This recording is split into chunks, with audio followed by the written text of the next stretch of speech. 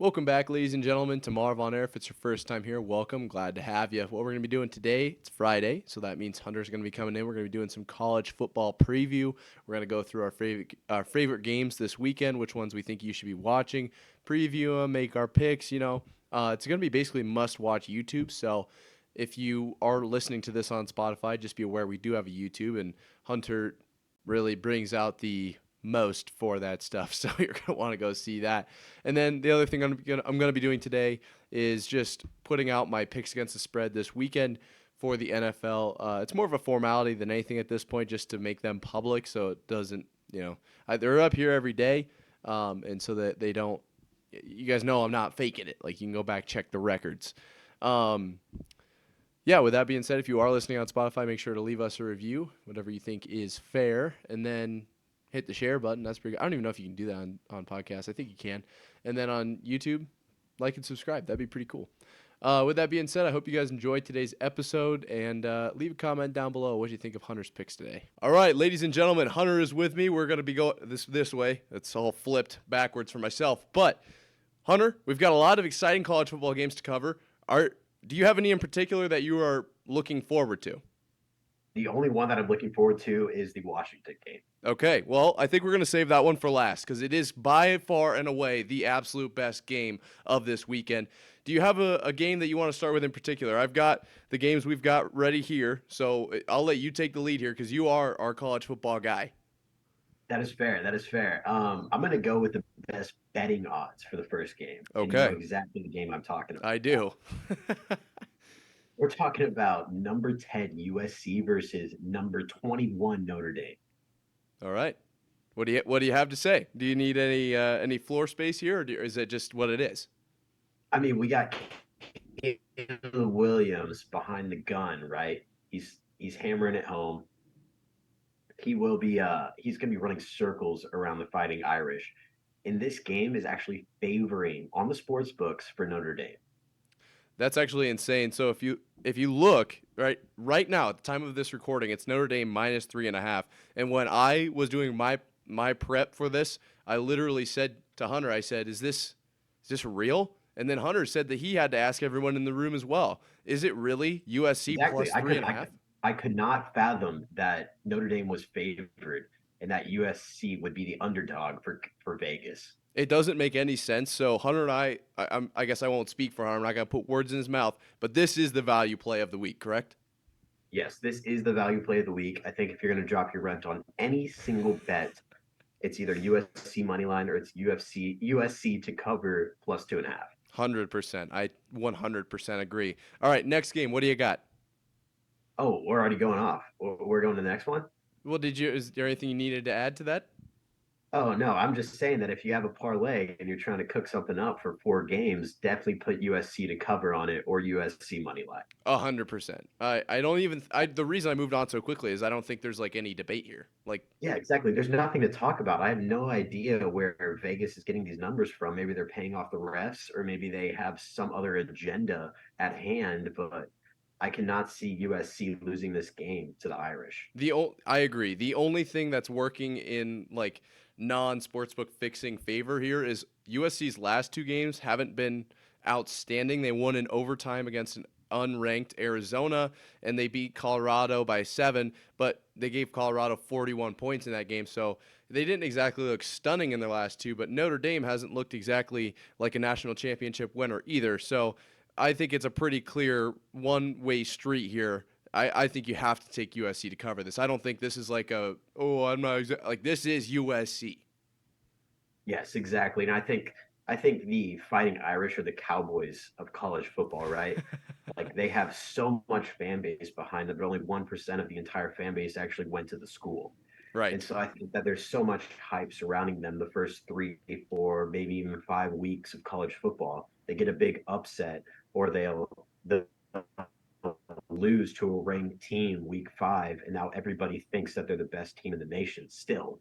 But I think that Sam Hartman cannot pull it off for the Irish, and I can see Caleb Williams taking it home for USC. Yep, I don't see it as any other way. And for those at home watching this, I apologize for the poor internet connection on both ends here. It's not only Hunter. We are going through a big storm here. So if you remember back in the day when you had Dish going on the roof and you had to try to hope that your game, like if it was a game night, hope the game gets through TV for those of you who didn't watch games, which I don't know why you'd be watching this channel if you were watching soap operas when it was raining. But either way, same thing going on. So we'll move past that. Next game.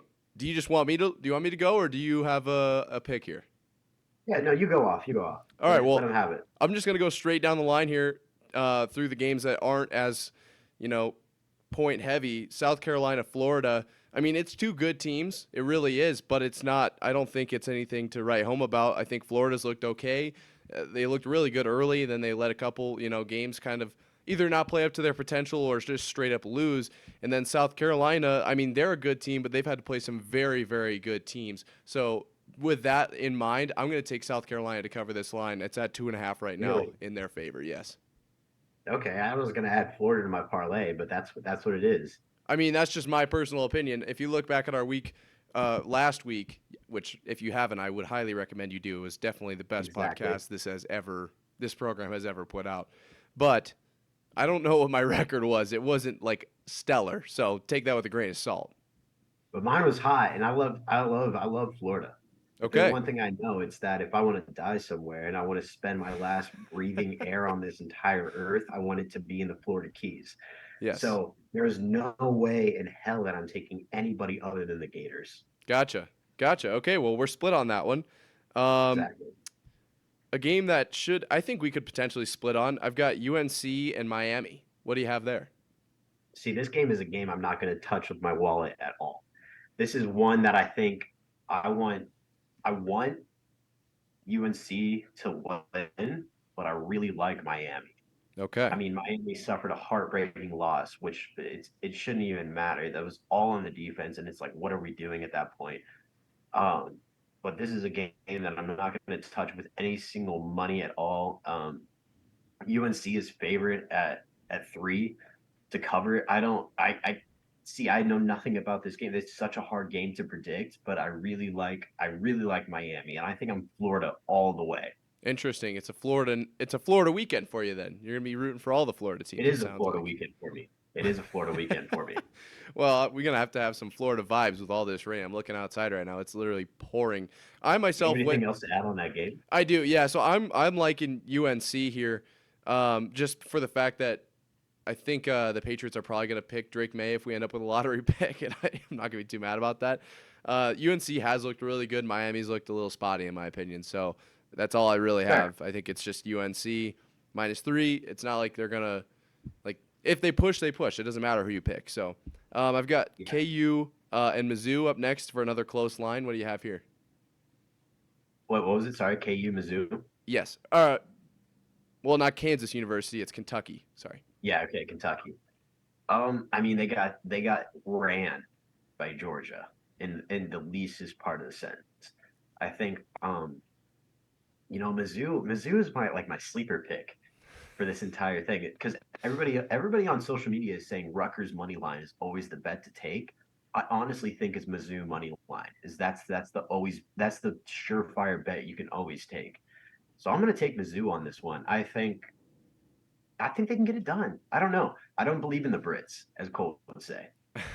Well, all I could think of when you're taking Mizzou there is Mizzou. But I'm going to have to take the other side here. I don't think Missouri is all they were chalked up to be. After last week, everyone was kind of high on Mizzou, and they didn't look that great last week. I liked Kentucky, just the way they looked as a team. So with the line at 2.5, it's almost to pick them. Do you really think they're going to win by 1 or 2? Too. With the line at 2.5, I think it's going to be close. And this is a wild call. This is a 1 in a million shot. But if it hits, I might as well buy a lottery ticket. I'm calling Mizzou to miss a field goal by more than 55 yards to lose the game. Really? Yes. Didn't they just hit a game winner 3 weeks ago? I know, and their luck has ran out. They put 10 years of luck into that field goal, and now it's out. Okay, fair enough. That's a bold call. So we're going to revisit that next week, because for those of you who aren't familiar, it's every single Friday. Hopefully we do, and then it hit. That would be insane. If you could knock that one out of the park, then I think it's a guarantee that no matter what you say goes from there on out. Yeah, then none of my other picks like matter. If I hit that like dead on the money, then it is what it is. That's a huge, huge win. I'll give you that. Okay. I've got one more game here that's like kind of worthless. UCLA, Oregon State. Yes. All right, UCLA, Oregon State. This is my mascot pick because I know Okay. nothing about these two teams, to be honest with you, Marv. I know UCLA have the Bruins, and I know that Oregon State has the Beavs, right? I Okay. know a guy, and he's a die-hard Oregon State fan. I think last time I called Oregon State, they won. I don't know Okay. about that, though. We'd have But to. I'm calling right now that Oregon State will win this game, and they'll probably even cover. Yeah, I also took Oregon State in this one. I think it's pretty obvious, but we'd have to pull up the tape on your record with picking Yeah, Oregon no, we State. definitely do. We definitely, because I have no idea what I said, but I know I called Oregon State, and I don't think they lost that game. Okay. Okay. Well, I've got one more with a big spread, and then we've got the good games. Auburn, Okay. the Auburn game. What are we looking here? The Auburn game. Okay, Auburn LSU. This is the one that I'm going to throw into my parlay, and I'm going to call money line Auburn. Okay. It's a tough call, but when you add them to the parlay, it bumps it up by like plus 700. So Okay. I'm calling Auburn here, but I'm going to put it on a parlay for like $10. It's not going to be anything extreme. It's not going to be bet your rent. It's not going to be bet your 401k. This is going to be a $10 parlay. Auburn is one of the legs. Okay. Yeah, I like that as well because I like Auburn to cover. LSU, I mean, it's LSU. They're still a very good football team, but they're not what they've been in the Right. past. So it's definitely not out of reach. Um, Fair. all right, now that we're past kind of the crap games, what are we looking at here? Which You one want? do we want to go into? Hey, you hit it off, brother. You're the host. Well, I'm the host, but I'm not the college football guy. So it's like a give and take here. You know what I'm saying? All right, that's fair. This might be a value pick. Okay. Number 10 Tennessee versus unranked A&M. Okay. A&M who only lost by I think it was a one-score game against Alabama. Okay. Yeah, no, it was 2026. Yeah, exactly. So I'm taking A&M on this one +3. Yeah, I It's a hot call, but I love the Aggies. it's I love the close. Aggies. I think the Aggies are a one in like I don't know, every other college team, there's nobody like the Aggies.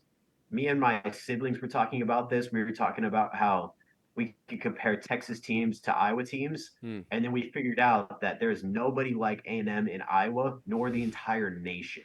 Wow. I think you're right though. Yes. I think you are Yeah, right. exactly. A&M is their own league. Like they are their own identity. They should be independents. I really think they should be independents. I don't know about that. I do like where they're at, but I do. So I have You Tennessee by don't think they 3. should? I think that their identity doesn't determine their conference.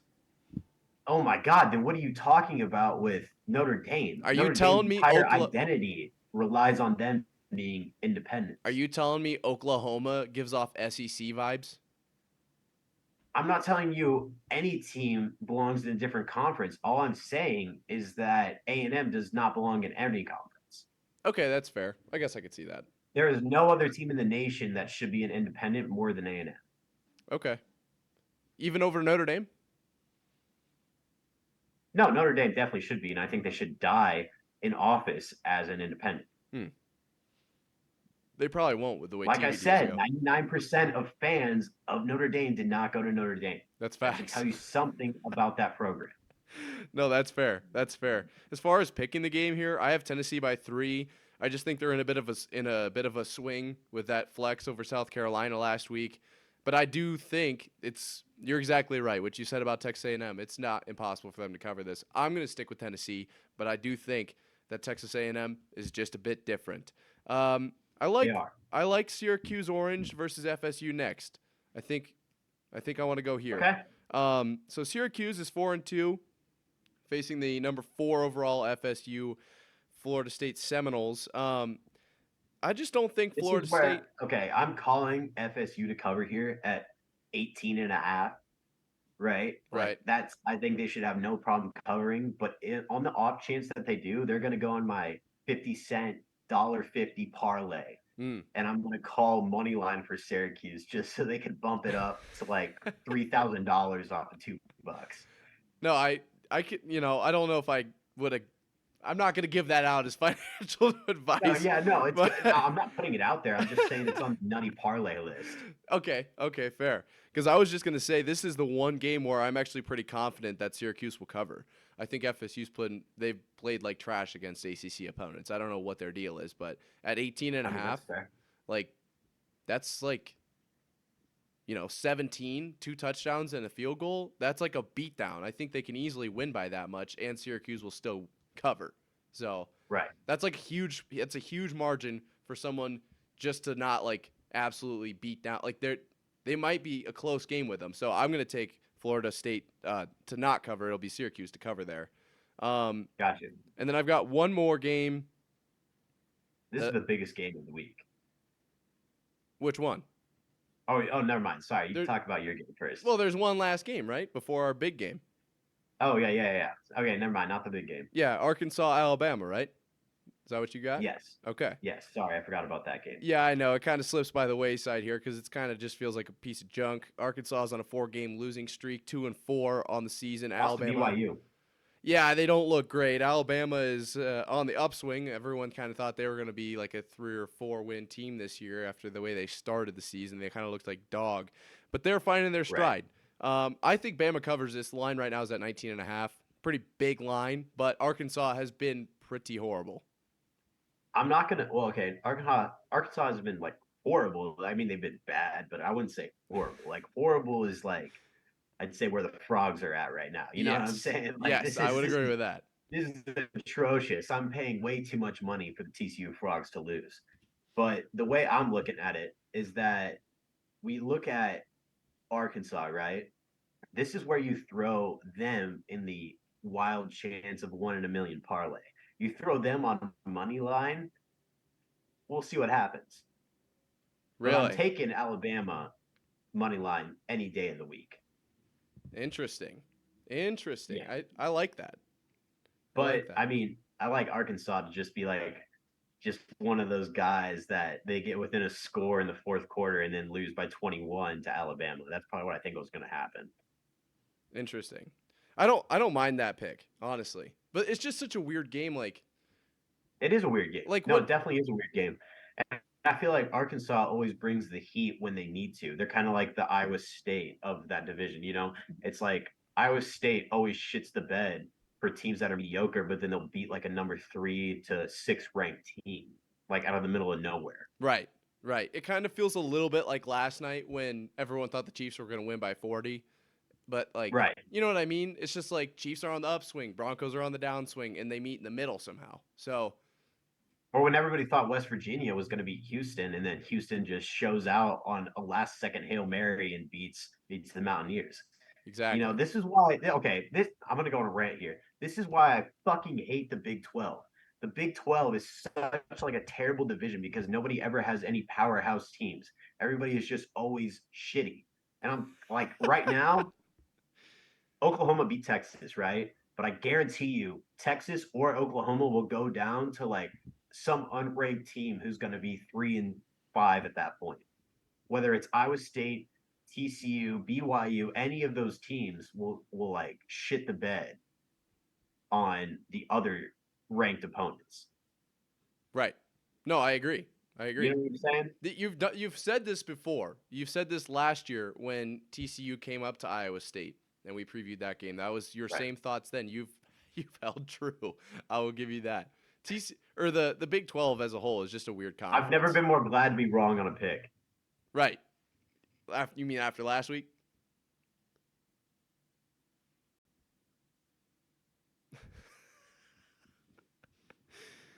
We didn't talk about last week. We just need to talk about last year.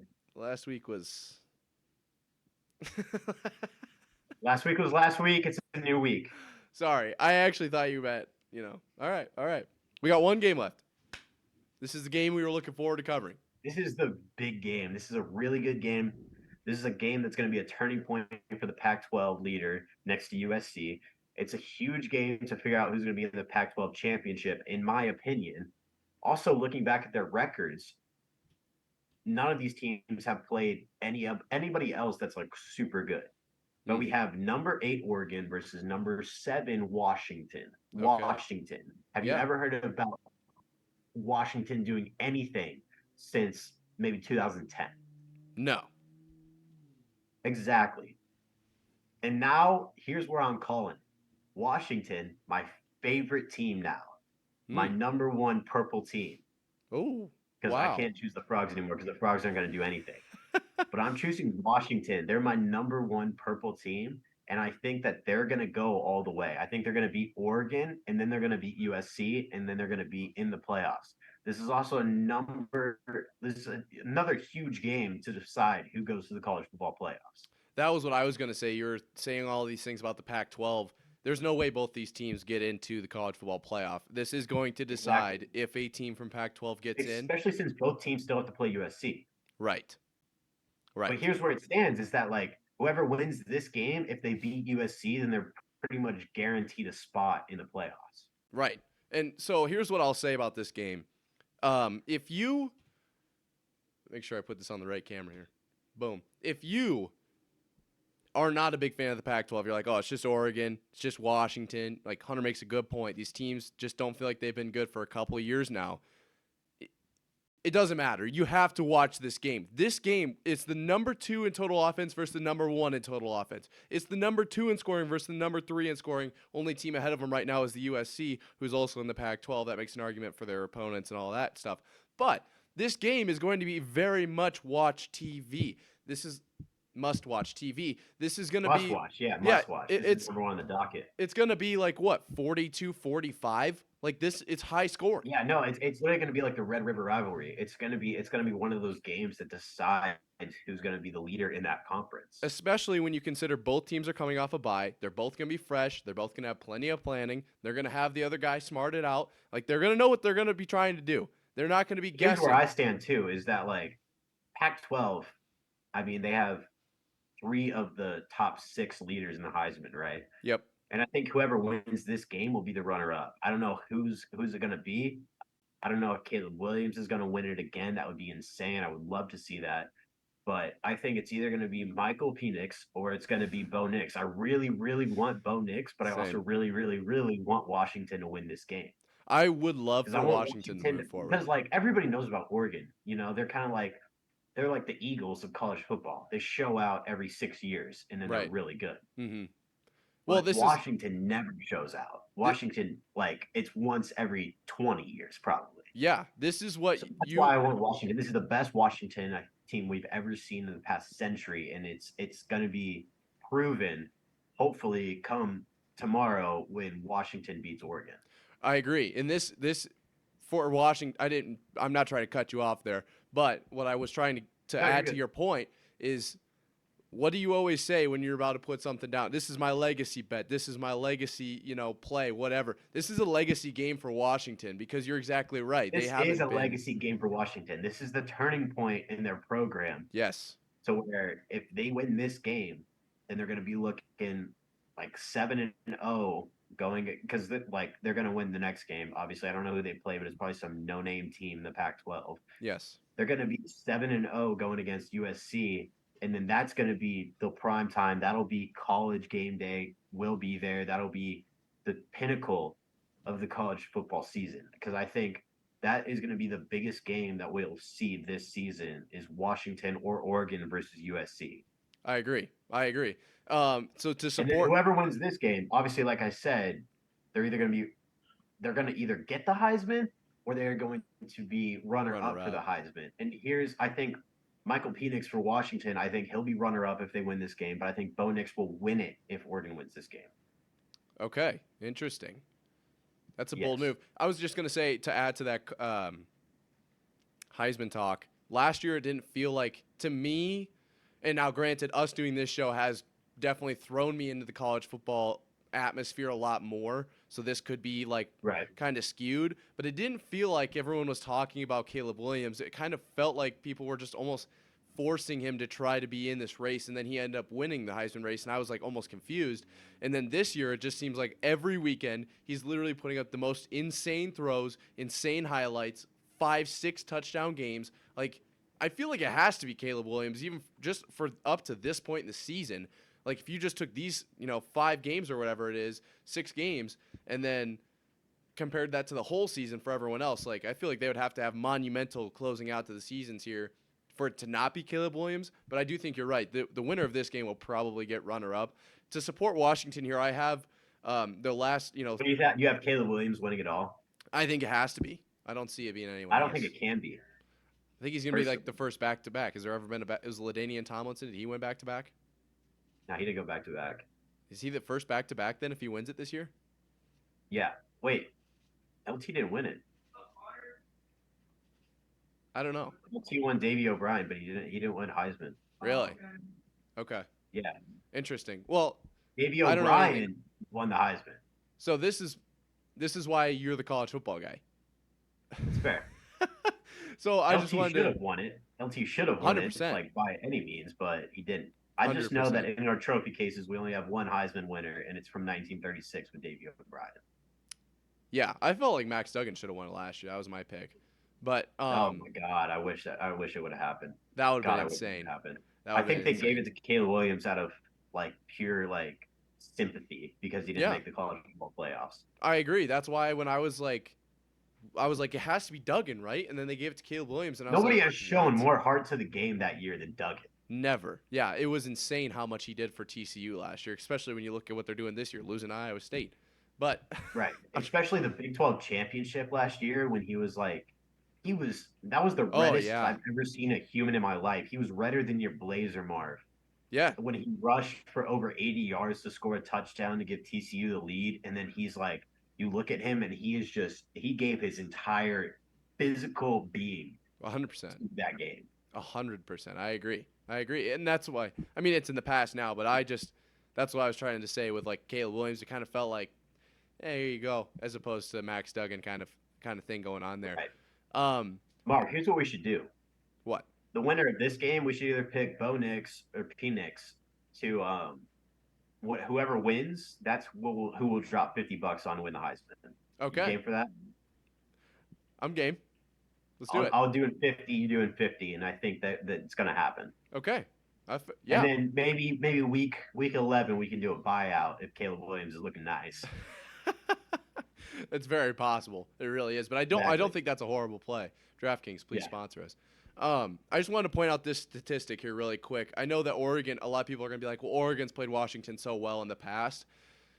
Look at Washington since – this is a different Washington. Exactly. Since 2019, they went 8-5, which was okay. Then 3-1, 4-8. And then last year they went 11-2, and they beat them. So, like, they're that 11-2 team. You know, they're not the 3-1 team, the 4-8 team. They already have – more wins this year than they did in the whole season those 2 years. I think you have to look Washington's way here. I took them to cover, but it is only a 3.5 point spread, so the hook will potentially get us with that field goal line. I don't mind it though. I do think this could end up being a 4-point game in like a two.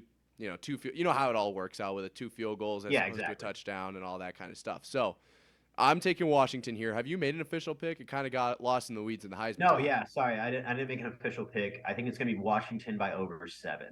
Wow, 7. 7's my line. Interesting. So you're pretty secure on the 3.5 then. God, Oregon's rush defense is insane. So this is what I have written down from that. Because I actually did some research on this game, first time like ever. Take it away, Mark. Take it away. Oregon may have a very good rush, right? They might be, one of the better teams on that defensive side, just with rushing the quarterback and everything. But I don't think it's going to matter where Penix is going to be able to not only like avoid the sack, but do well under pressure where he will just he'll be able to put it on. Like he doesn't need to be sitting in the pocket. You know what I mean? He can be on the move. And they got some good receivers too. So like he can get the ball out really quick to him. Yeah. The only thing I'm worried about is Oregon's D line. I think they have a D line that is really good against the rush play. I think Oregon can really take it home on defense. That's the only struggle that I have with this. Washington has a good defense, but they don't have a great defense. I really hope this is a high scoring game where defense and defense just shit the bed, and then we have like a 35-35 going into the 5 minutes of the fourth quarter. That's what I'm hoping for. It can 100% be that kind of game, and I think to add to your Oregon point, if Oregon wants to win that game, their defensive line has to show up. Yeah, and they will. That's what I'm afraid of. I think Oregon's D line is the only thing that does show up consistently against these shitty ass teams that they've played. That's true. You? I'll give them that. I will. I don't know if this is real or not, but I saw a line for Shador. It was over 0.5 rushing yards. He got sacked like 13 times. Damn. Yeah, against Oregon. Yeah, that was a rough game for them. That was their wake-up call game, too. Like, USC came the next week, and I think they were ready for a more high-powered team. But, like, Oregon, I think they were kind of on their high horse a little bit for some reason, which I don't know why, honestly. I mean, they beat Colorado State in, like, double overtime, you know what I mean? So, I think as an outsider, you'd be like, oh, yeah, like, they should definitely be on their, be ready. And then all of a sudden, Oregon came out and just slapped them across the face, so... Yeah, I'm with you. I think Oregon is going to make a case this weekend, but I do like Washington. Oregon will make a case. If Oregon's defense can turn it on, then they'll win. But if they don't turn it on and Penix can get the ball out of his hand and it's not a no-fly zone in favor of Oregon, then Washington is taking this home and they're going to cover and money line. And I think the last 3-4 minutes of conversation here perfectly encapsulates and like supports your argument that if Oregon wins this game, Bo Nix will win the Heisman. If Washington wins this game, he will be runner-up to Caleb. I think that's exactly. I think that's everything we've laid out. Perfectly illustrates that picture. Yes. Okay.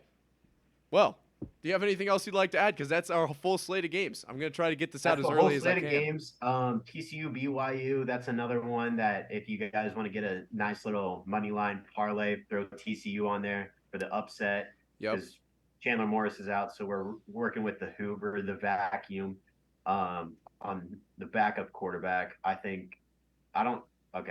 TCU maybe can do a run for it. We're at home.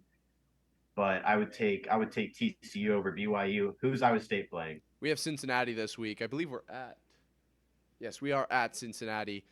I think this is an I don't know what the line is. Cincinnati takes Cincinnati. I don't know what the line is, but we're going to smash them. Cincinnati's been horrible in Big 12 play. I don't know what to tell you. What you got, Henry? We got a celebrity picker in here. Hey. All right, so Henry, we have TCU or BYU? I'm going to go with the Frogs. They're going to break the slump. You're going for the Frogs to break the slump? Okay, then we got Iowa State at Cincinnati. Who do we have? Iowa State. I haven't liked what I've seen from Cincinnati. Cincinnati's been rough. Cincinnati's been rough. There it is. Hey. There it is. Lock it in. That's a great set of picks. Too. Boulder tonight? Yeah. Who's Boulder playing? Stanford. Boulder against Stanford. That's a fair call. That's a fair call. Yeah. All right, run it. Lock in the parlay. Iowa State, TCU, Boulder. Boom. I love it. 3-leg parlay. I love it. We'll put that out on Instagram. How about that? We'll put that out. Exactly. All right. Well, thanks, Hunter, for joining us. We'll see you next Friday. Yeah, thank you for having me on, Marv. Of course, every week. Go Frogs and roll clones. Boy, Hunter really did have some interesting things to say. Things were really busy, so we kind of sped through that. Obviously, next week will be even better. If you enjoyed today's episode with Hunter, I'll put it in the cards right now. You really should go check out our college football preview from last weekend. That was exciting. That was something else. So definitely would recommend that. Really quickly, I'm going to put these picks out into the universe. I'm just kind of going to run through them rapid fire here. If you want to stick around, great. If you don't, I am glad you came along to listen or watch this far. It's pretty amazing. Doesn't happen very often. Give yourself a pat on the back, and I'll see you guys on Monday. For those of you who are going to stick around, we got Ravens at the Titans. Ravens are favored by 4 here. I do like the Titans to cover here. The Ravens looked kind of rough last week, and the Titans are getting in stride, quote unquote. So I don't know how much that's actually worth, but the Ravens didn't look exactly ideal. We got 49ers at Browns. It's a 9.5-point spread in favor of the 49ers here. I think the Browns are an underrated defense, but I don't think their offense is going to be able to keep up at all. Obviously, the 49ers defense is top notch. I'm not sure why it's only 9.5. It feels like this should be the biggest spread of the weekend. It is not. I think it's in third. I'm going to take the 49ers to cover that as well. Let's circle these as I do this. Titans, 49ers. Boom. Commanders at Falcons. Falcons are favored by 2.5 here. Commanders, they look good early in the season. Falcons have been able to keep it close in a few games. I wonder if they'll be able to win by more than 2.5, more than 2. I don't know if they can. If they do win this game, I don't think they'll cover. I'm going to take the Commanders as the underdog here. Panthers at Dolphins. Dolphins favored by 14. This is what I was talking about with like how are the 49ers not 14-point favorites, and then we've got even bigger spreads yet to come. I think this is a pretty obvious Dolphins cover this. The only thing that could potentially happen would be a backdoor cover from the Panthers because I think the Dolphins might go up by 30.5, put in their second string, third string, fourth string. That 53rd man on the roster, that backup long snapper might be getting in on this game. Vikings at Bears. Vikings only favored by 3. That's kind of rough for these guys. It really tells you a lot about the season. Obviously, JJ is on IR, and the whole Bears camp is completely on fire. So I like the Vikings by 3, but I don't love it. That's what I'm going to go with. Colts at Jags. Colts, this is a divisional matchup, obviously. Colts are the underdogs by 4.5. Colts have looked good. It's going to be Gardner Minshew this week. I don't really think that debilitates the team any, but I do think the Jags are due. They obviously had a big win against the Bills last week. I'd attribute that more to the lack of jet lag from the Jags camp than from very good football play, but I still think the Jags are a really good team. Even if the Colts give them a run for their money, I still think the Jags can win by more than 5 here. Saints at Texans. Texans are dogs by 1.5. The Texans have been up and down. I looked through their games thus far. They've got a couple of big wins and a couple of losses I would have expected. I expected them to win those games. So with everything being considered, I do think with a veteran quarterback in Derek Carr, a couple playmakers in Michael Thomas, and can never put my finger on their running back's name because he just does not play enough in the last 3 years. I know it's going to come to me as soon as the show's over. I'm going to go with the Saints here. I like Chris Olave. They got some pretty good players on that team. Not that the Texans don't. Like, they have very good players as well, but they're just a little younger, and they've been up and down recently. Seahawks at the Bengals. Looks like Seahawks are dogs by 2.5 here. I like the Bengals. Obviously, they showed out last week. I think the Seahawks are a very good team, though, too. Apparently, Joe Burrow's feeling the best he ever has. I think this pivots a little bit on T. Higgins. If T. Higgins feels like he's ready to go, he's got that rib injury. If he feels like he's ready, then I like the Bengals by quite a bit here. If not, I could see the Seahawks sneaking in here. I am going to err on the side of victory. I don't know. That doesn't make any sense. I'm going to go with the Bengals, 2.5 here. Next we got Pats and Raiders. I have absolutely zero faith left in the Pats organization, really as a whole. We're almost looking at like Bears territory. I think there's only maybe Bears and Panthers, like the two teams that are worse than us right now. I don't even know if it's worth it to like trade to try to save this season, and we might just have to call this a tank year. That's how I feel about the Patriots. So obviously I will be taking the Raiders to cover that, and I'll almost be disappointed if we win this game because we'll be falling out of top draft picks. We could still cover, obviously. We can win by or lose by 2 or 1, but I don't know. The Raiders, they do keep everything close, so we'll see. Lions at Bucks. Lions are favored by 3. Bucks are dang good at defense. Lions are dang good at offense. I like the Lions to run away with this one. 3 is not that many. Could easily win by 4. Cardinals at Rams. Rams are 7-point favorites. This is a divisional matchup. Cardinals have looked good. They obviously beat the Cowboys, but they've had a couple slip away. I don't know if they can cover the 7. Let's see. I think I'm going to go... Man, these are really rapid fire. I don't get a lot of time to think on this stuff. Unfortunately, it's been pretty chaotic today. Speaking of chaos, I am going to go ahead take the Rams because that just is a camp I feel like I don't have any idea what's going on. It just feels chaotic, so... Go Rams this weekend. Eagles at Jets. This is the last 3 o'clock game if you put them in order of FanDuel. Eagles are 6.5-point favorites at MetLife. I think they run away with this one. I think the Jets easily could. Let's just say it this way: Eagles are gonna win it handedly, or Jets are gonna win it close. I'm gonna bank on the Eagles winning this one by like 2 touchdowns, maybe 10. And then on Sunday Night Football, we got the Giants at the Bills. This one is the biggest spread of the week. Bills are minus 15.5, and I think they cover that. I don't think the Giants are – I don't know what's going on. It's not even going to be Danny Dimes, which does that help him? Potentially. I don't know. It's going to be Tyrod Taylor out there.